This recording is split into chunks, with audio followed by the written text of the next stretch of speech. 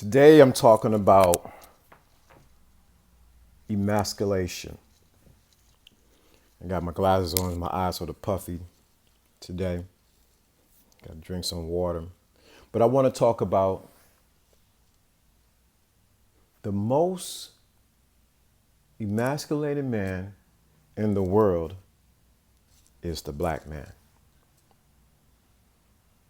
So the first thing we need to do, because a lot of people will try to debate this, is actually define what is emasculation. See, you cannot talk about something if you don't know the definition of it. So emasculation means to deprive someone or something of his power, vigor, or to make a male unable to reproduce, or to make a male feel like lesser than a man. Let me say that again.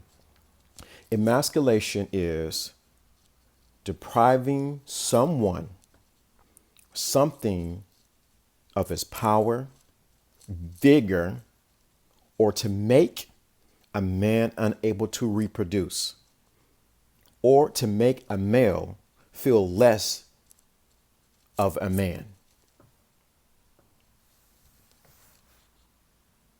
If this does not define the present state of the black men, if this doesn't define the present state of the black man, he is deprived, first of all, from the definition of his power. What power you say that he has, or what power is he deprived from? He first does not have economic power. He's been kicked out of the home. The woman has been placed as the head of the household because of how the system was meticulously put together to take the man out of the house. So he's been emasculated. He does not have he doesn't have the power, financial power to actually do the things he can do, build his community, build his family. He is economically emasculated. He is economically emasculated. And the dangerous thing about that is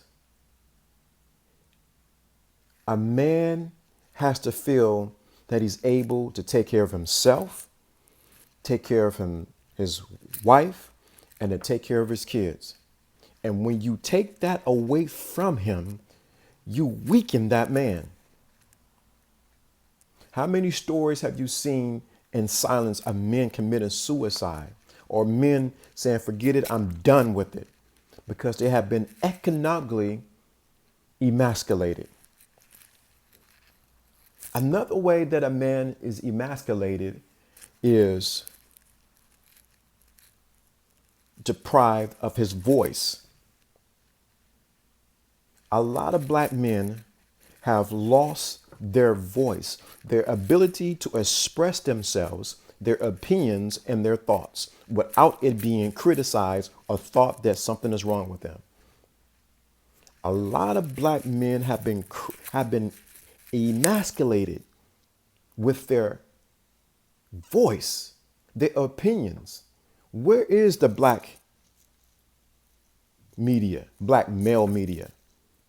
Where do we have our voice at? Don't say Ebony. Don't say Essence. Don't say BET. These are all white owned. Where is his voice? Most black men's voice has been cut off, because if a man begins to speak, the vibration in his voice and the tonality in his voice speaks of his authority. It's something when a father speaks to his children and the mother's been yelling at the children all day long. But when the father said, hey, you better sit down, the child automatically calms down, and gets in order. There's something when the black man's voice is taken out of the home. We said media, but it's taken out of the home. It's taken out of the community.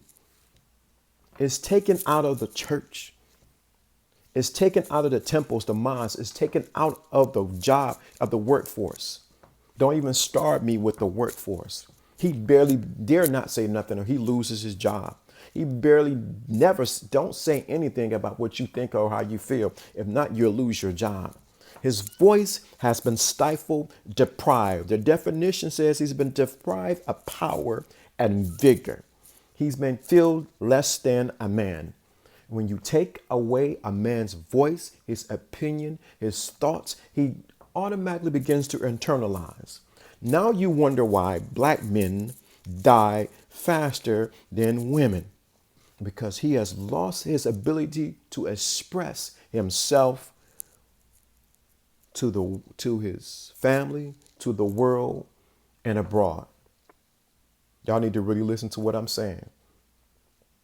When you strip that away from the black man,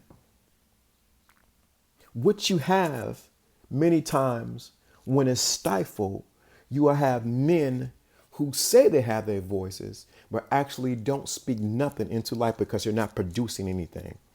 What are they producing? So you can always tell when a man is speaking because he produces what he speaks. So what you see now is a lot of men who may be speaking, but what are they producing? So his voice has been stifled. The black man's voice has been stifled. Oh, he may be on the radio. He may be on the news. But what you see sometimes with these men that are in those positions are puppets because he cannot speak his real truth. When you speak your real truth, it's going to make those around you afraid. When you begin to speak your real truth, those around you are going to take notice.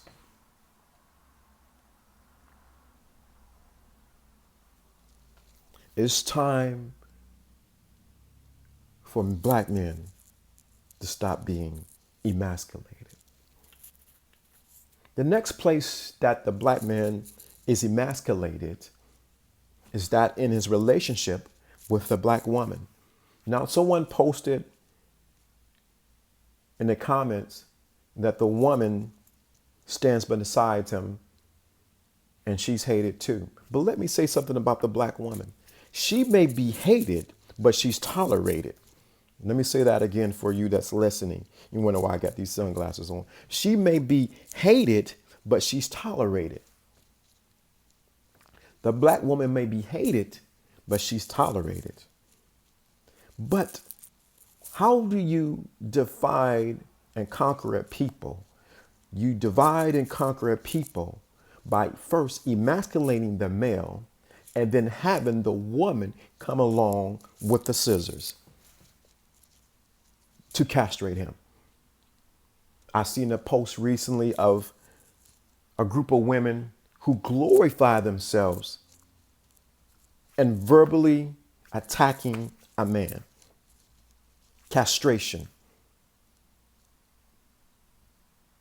I seen in the church, and you can't say I can't talk about the church because I'm a PK kid. I grew up in church. I know church like the back of my hand. Where the church has also emasculated the black man.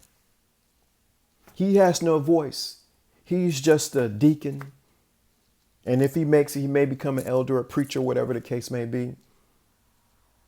But how many churches are really empowering the black man? How many churches are really empowering the black man? The first thing you want to teach about is for him to submit versus how to empower him. And you wonder why they're not in church.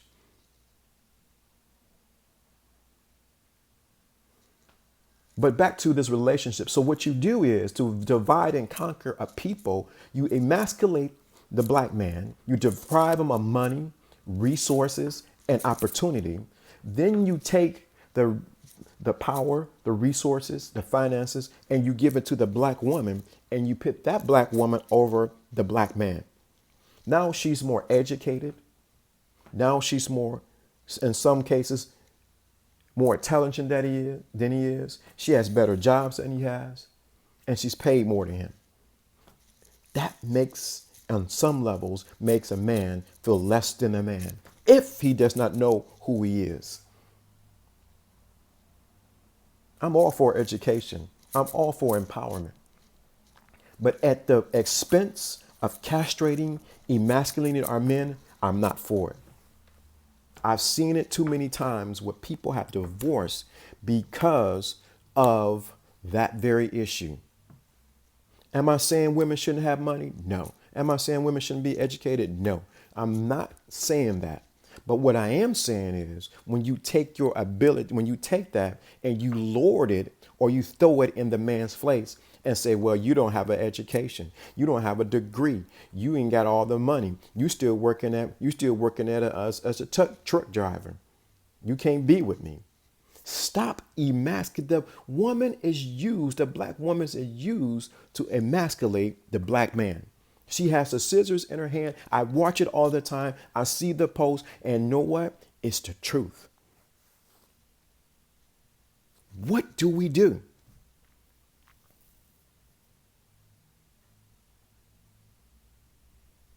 The black man has nowhere to escape. He has no ability to reproduce. The drugs, sex, oversexing. He looks for ways of escape in white Hennessy. He looks for escape other ways because he's tired of being emasculated. His power being taken away. He has to control something. He has to be in power. His vigor has to be there. He has to know that he's a man. What are you doing, black women, to empower him?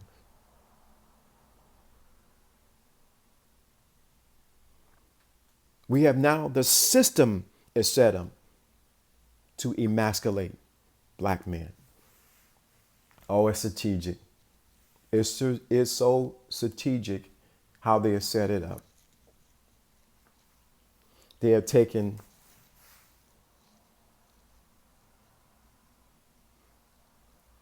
the man out of the house,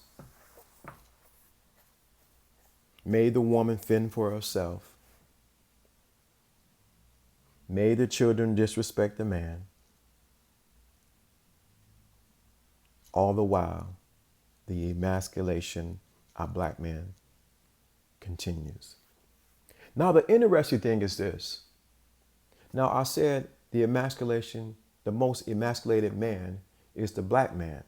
But let me go a little further, that the most emasculated man is the American black man. What political power does he really have? What financial power does he really have?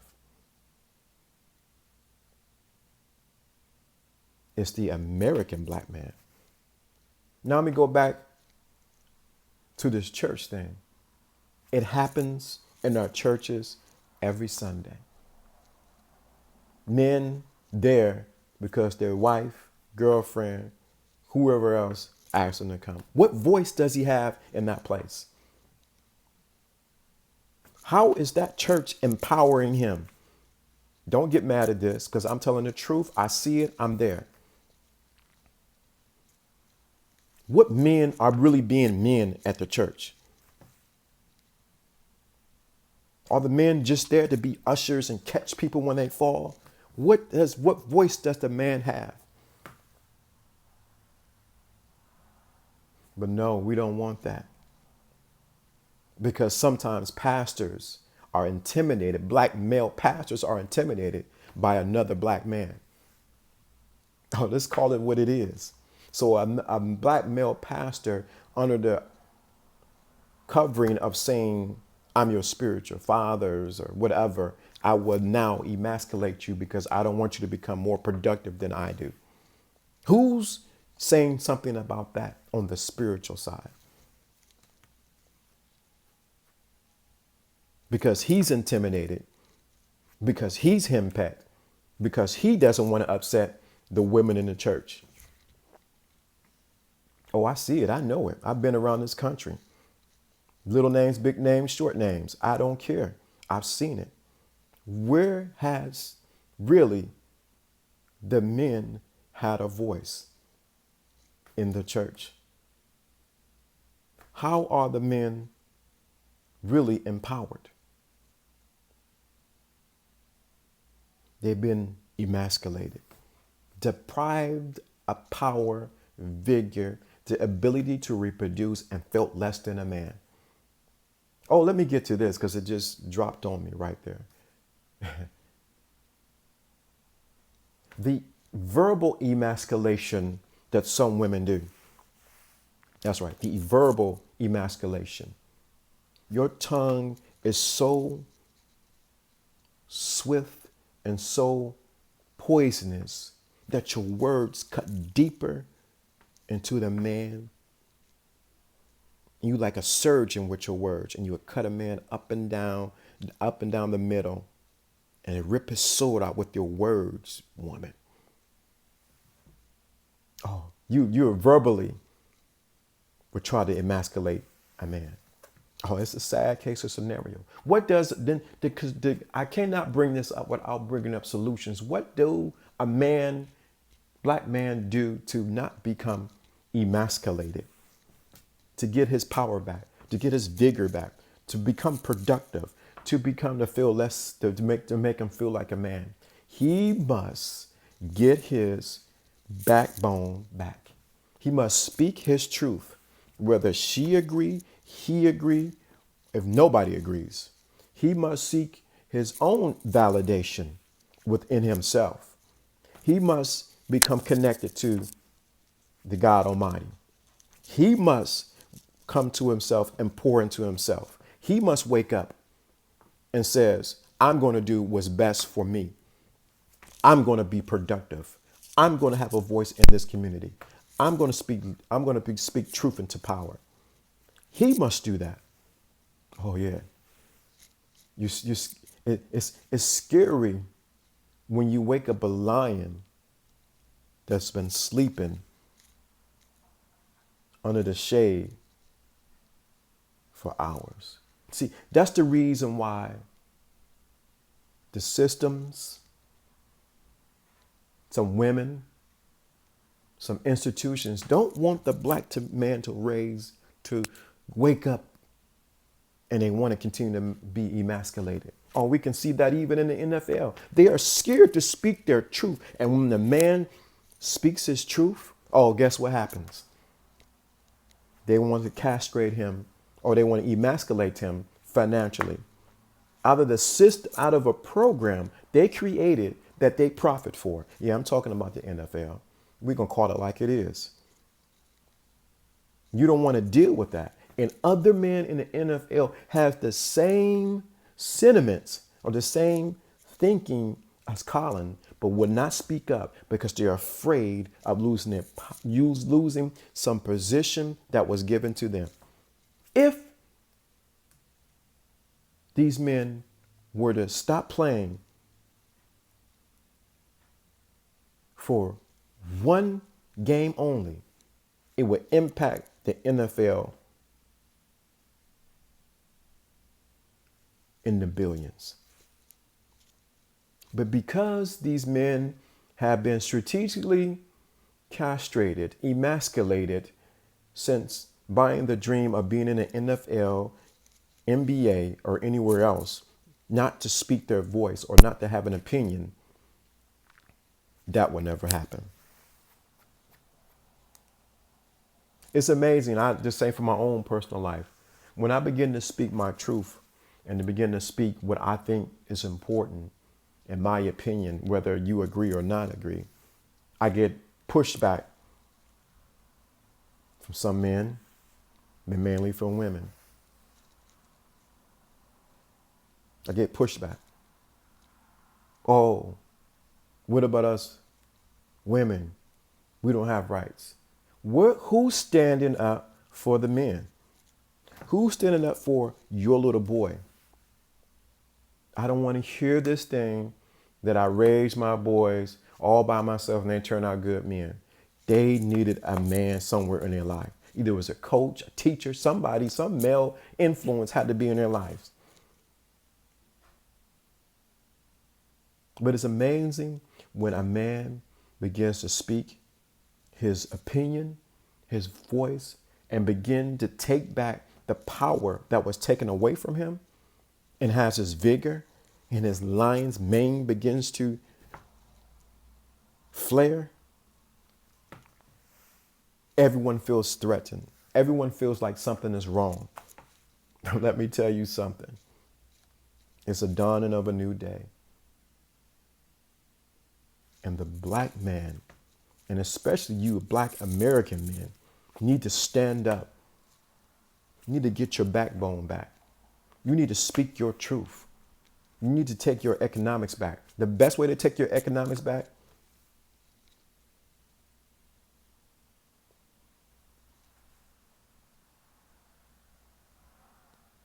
is to have your own business. The best way to take your economics back is to have your own business. The best way to get the relationship back is to stand up to these women. And if she does not want to get with the program, you got to let her go. Got to let her go. As they say, charge her to the game. Let her go. Don't waste your time and energy on people, women, situation who do not line up to the vision of where you're trying to go. Stop it. If the church that you're going to, if the woman that you're with, if the job, if the situation is not lining up to where you know where you're losing your voice, are you losing your power, are you losing your vigor, you feel less than a man, you need to let that go. I know, I've been there. I lost my literal voice. I can say it. I was depressed. I was that man who lost his voice, could not speak but a couple words. Because I allowed the pressures of life to try to emasculate me and try to stop me from speaking my truth. I know. I'm not speaking something I read, something I seen in a video. I'm speaking my truth, the truth that I know. And let me say this too, because it's right here. It's right here. Don't allow moments of pleasure to emasculate you because you're chasing after something that's elusive. What I'm really saying is don't be so caught up. Don't be caught up at all chasing after booty that you emasculate yourself, that you forget what you need to do, what you're called to do. You must have purpose. I told my sons since they were little, you are here for a purpose. I had them quoted when they were little. Their mother, everybody thought that was crazy. I should tell them that they were masters. I told my sons, my two sons, I would have bring them here, they would tell you, yeah, he said that. I'm here for a purpose. They need to know that they're here for a purpose. The other thing I taught them was, don't be afraid to ask what you want. Some of you men are afraid to directly to ask what you want. If you want collard greens, ask for collard greens. Don't be afraid. Be direct. Just beating around the bush, because I was a king of beating around the bush. Well, what I'm trying to say is, and if it works out that way, I was thinking the other day, instead of just saying, "Can I use your phone? Can I get your number? We're going on a date." I'm not asking, can we go on a date? We're going on a date. Be direct. Speak what you want. Some of you men are afraid to speak what you want because you're scared of the rejection of the people, of the answer that you're going to get. I know, I've been there. And when I didn't speak what I want, or I didn't take that chance because of fear of rejection, I end up having regrets later because I never said what I wanted. I've been there. I know. I don't care what realm it was. It was in church, home, relationships, parents, job. I didn't speak what I want. And here I go home mad because I didn't get what I wanted. I can only be mad at myself because I did not speak what I want, or I did not say what I wanted. Then on the flip side, on not, just to the other side of that, I did not say what I will not tolerate. Then I get mad when people violated barriers or boundaries that I set because I never said anything. Oh, no, no, no, no. No, my brothers, these women are waiting for men to step up and to take their place. And let me say this. I hear this, and I'm going to cut this video because I'm going to go on and on about the emasculation of the black man. But I have to say this. This whole phrase, I'm going to let him be a man. You ain't going to let no man be a man. You're going to let him be a man. I'm going to let you do this. You ain't let that's the wrong approach. You ain't let nobody do anything. I'm going to let you have the last word. Right there, you're saying is, and you break it down, I'm giving you the power to do what you're supposed to do. No. You're not letting me do anything. You men need to step up and speak your truth. Stop allowing people. My sister and I were talking yesterday. She said, people only do what you allow them to do. People only do what you allow them to do. Man, you need to step up. You need to call a spade a spade. You need to call it like it is. All this tossing between two opinions and not knowing what you're going to do, it has to stop. And to all my people that are in church and all my pastors and prophets and all that, y'all need to wake up too, because you are one of the main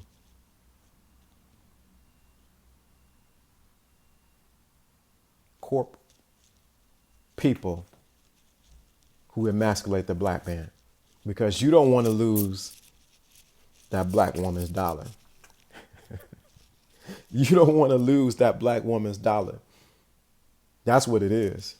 You rather risk emasculating your brother because you don't want to lose that black woman's dollar by empowering your brothers. You rather do like Joseph and throw him in the pit and pretend like you ain't do it. Oh, I'm talking right. I'm talking to the right crowd. I'm talking to the right people. And you black women, it's a give and take. You need to empower your black man. Don't tell me there ain't no good men out here. Don't tell me they need to step up. There you go. Once again, trying to say what they need to do. Take some responsibility too. What do you need to do? As I used to say when I was back in the 90s, it's tight, but it's right. So the emasculation of the black man must stop. Who is willing to take the challenge?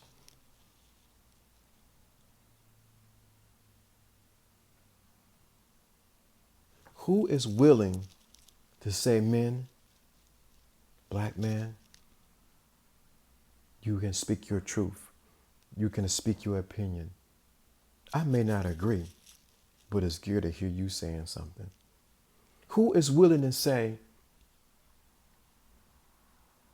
my finances and economically, politically, when we even talk about politically, the black men are extremely emasculated. I don't care what you say. I don't care how many people are in power who put you in there. Tell me who's bankrolling, and I'll tell you the rest. But who is willing to step up and to speak your truth? What men are you willing to take back your rightful place, authority in the household, in the community, in the political arena, in the financial arena, to take your place back, to speak your truth. Oh, there's going to be consequences for it. Don't get me wrong. Everybody's not going to like it. Everybody's not going to agree. But are you willing to do that? This is Lawrence D. Adams. Like, share, subscribe, share with somebody. Talk to you soon.